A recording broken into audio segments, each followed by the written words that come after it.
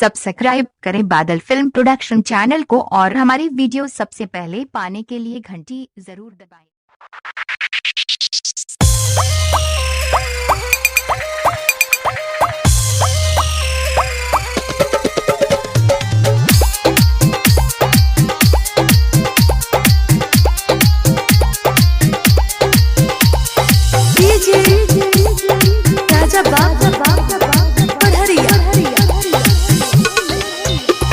तानी छठ के पहला परब जी सुनी ना मरोई बिनती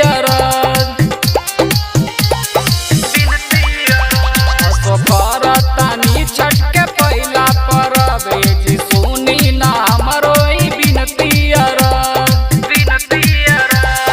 होई हमर साथ दिए गोदिए में लाल पूरा होई हमर साथ दिए गोदिए में लाल हमर मन में सरदा जागे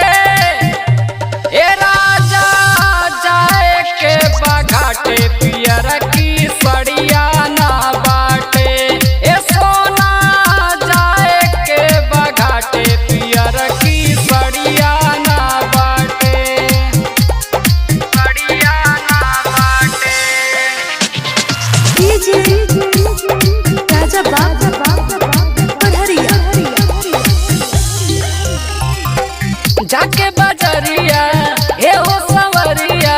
किनु ले आई फल फूल की अंगना में कोसी भर के राजा जी दोनों मिल के माई होई है सहाय दुख दी है मिटा माई होई है सहाय दुख दी है मिटा और चले के अम्मा जी के साथ ए राजा जाए के बघाटे पियर की सड़िया ना बाटे ए सोना जाए के बघाटे पियर की सड़िया ना बाटे सड़िया ना बाटे राजा बाबा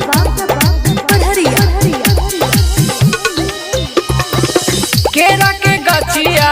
नीबुआ उखिया घर चनाई ठेकुआ की माई के गीतिया गवाई सनी नहीं बुलाई दौड़ाली है विनोद संगे बादल अशोक दौड़ाली है विनोद संगे बादल अशोक हाँ घाटे चल के सबसे आगे ए राजा जाए के बघाटे पियर की सड़िया ना बाटे ए सोना जाए के बघाटे पियर की सड़िया ना बाटे सड़िया ना बाटे। अगर आपको ये गाना पसंद आए तो आप हमारे चैनल को सब्सक्राइब एवं लाइक जरूर करें।